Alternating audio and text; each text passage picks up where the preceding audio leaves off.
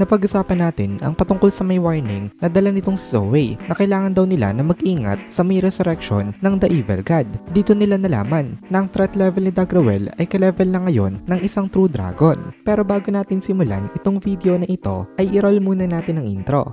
Hello everyone and welcome to my channel, ang inyong source ng Tagalog na Tansura Contents. Sa channel na ito ay pinag-uusapan natin ang mga nangyayari sa may Tansura Universe. So without further ado, let's get into the video. Nagka-upload nga pala ng solo leveling contents ang Anime Fan Narrations na owned rin ng Anime Kohai. So kung interested kayong manood ng mga contents ng solo leveling, ay pwede nyong i-check yung link sa my description. Ngayon, ay nakareceive naman itong si Benimaru ng report. Ito ay galing kay Muir Miles. Sabi nito, ay meron na naman daw problema. Nakatanggap daw siya ng urgent message na galing kay Miss Almesia na ang Saryon daw ay nasa state of war na. Nagulat itong si Benimaru dito, kaya pinag-explain niya in details itong si Muir Miles. Gamit nila ang cellphone sa communication na ito, yung phone na ibinigay sa kanila nitong si Rimuru. Ang umatake pala ngayon sa may Saryon ay ang duo nitong sila Jahil at Zelario. May kasama daw na army itong dalawang to at mukhang ito daw ang main force ng mga kalaban. Nagtanong itong si Benimaru kung hindi daw kaya diversion na naman itong atake na ito, pero sabi ni Muir Miles sa tingin niya daw ito ang full scale offensive attack ng mga kalaban. Nandito naman daw itong si Sylvia Dono, pero still ang lala pa rin daw ng kanilang situation. Malakas daw si Sylvia. Kung si Benimaru daw ang tatapat kay Sylvia magiging maganda daw ang laban nilang dalawa. Kumbaga halos comparable daw ang kanilang strength level. Pero ang problema dito ang katapat naman daw na kalaban itong sila Jahil na previously maging itong si Benimaru ay hindi nagawang manalo. Kahit na si Jahil lang daw ang kalaban nila may hirapan na daw sila. Pero meron pa mas malaking problema kasi ngayon nga kasama nitong si Jahil ang isa sa mga pinakamalalakas na kalaban. At ito naman walang iba kung hindi itong si Zelario. Kaya kung mag-isa lang daw itong si Sylvia wala rin daw talagang magagawa ito. Then nag-report itong si Ramirez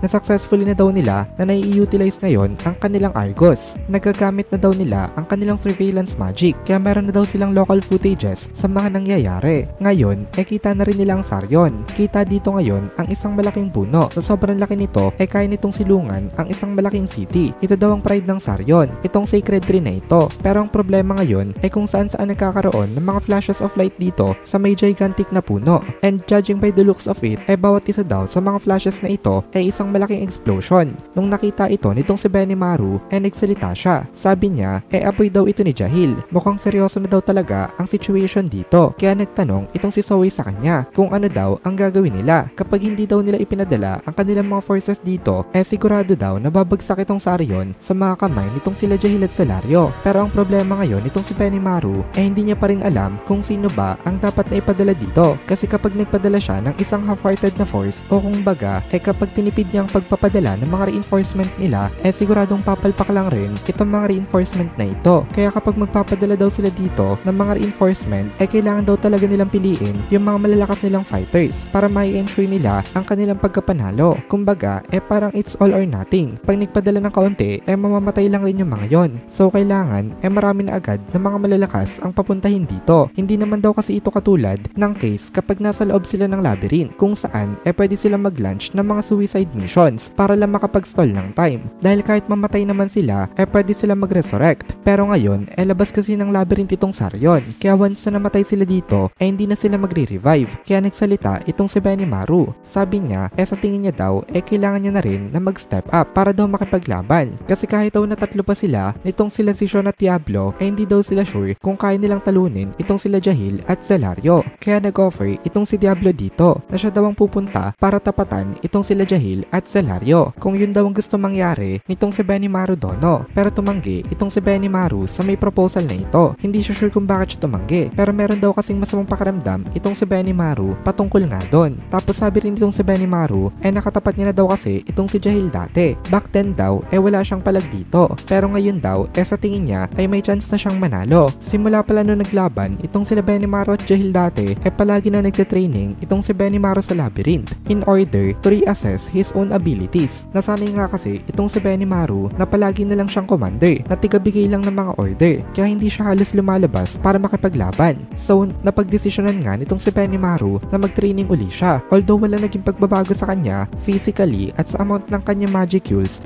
greatly naman na nag-improve ang kanyang technique at ang mga skills niya. Pero even so wala pa rin guarantee na dahil dito kaya niya nang manalo kay Jahil. but still ay kailangan niya magpakita ng kanyang confidence sa kanyang mga kasama dahil alam niya na malaki rin ang magiging impact ng ipapakita niya sa mga naandito sa mga magiging laban nila later on. Bilang Commander-in-Chief ay kailangan niyang i-boost ang mga moral ng kanyang mga kasama. Tinanggap naman itong si Diablo ang tugon nitong si Benimaru sa kanya. Tinake rin ni Diablo ang intention nitong si Benimaru kung bakit hindi ito nag-agree sa kanyang sinabi na proposal. Nag-thank you naman itong si Benimaru kay Diablo dahil nga concern ito. Pero sabi nitong si Benimaru ay kung isa lang daw kasi itong diversion ay masyado daw nilang mai-risk ang kanilang labyrinth kapag tinanggal nila dito itong si Diablo. Isa daw kasi itong si Diablo sa mga main force of defense nitong labyrinth nila at sinasabihan daw siya ng intuition niya na hindi niya pwedeng paalisin itong si Diablo dito dahil maaaring merong masamang mangyari. Nag-reply naman itong si Diablo sa kanya na kung ganun daw ang iniisip nitong si Benimaru Dono ay magko-comply daw siya dito. Susunod daw itong si Diablo. Itong si Benimaru kasi ang pinagkatiwalaan ni Rimuru ng command kaya inirerespeto nitong si Diablo itong authority na ito na ibinigay nga nitong si Rimuru dito. In terms of command nga kasi above itong si Benimaru compared kay Diablo pero nagsalita itong si Diablo na kung ang inaalala daw nitong si Benimaru Dono itong si Jahil paano daw itong si Zelario kasi sa tingin niya daw mas malaking problema ito kung ikukumpara kay Jahil. At dito na muna natin tatapusin itong video na ito. Kung nagugustuhan mo itong mga videos natin ay please consider joining the membership para mapanood mo na agad ang mga kasunod na part dahil palaging advance ang ating mga members. Also ay please consider leaving a like at mag-comment ka na din para ma-boost naman tayo ng algorithm.